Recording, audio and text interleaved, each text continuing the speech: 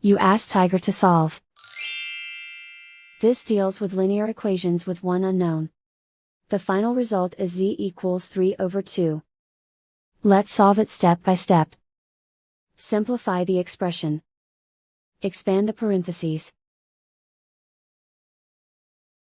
Simplify the arithmetic. Group all constants on the right side of the equation. Subtract 48 from both sides. Simplify the arithmetic.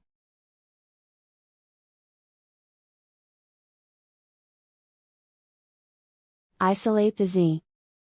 Divide both sides by -4. Cancel out the negatives.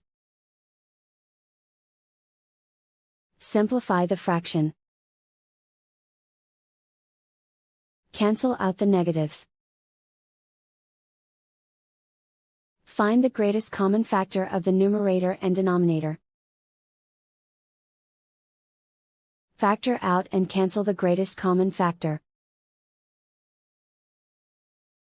And so the final result is z equals 3/2.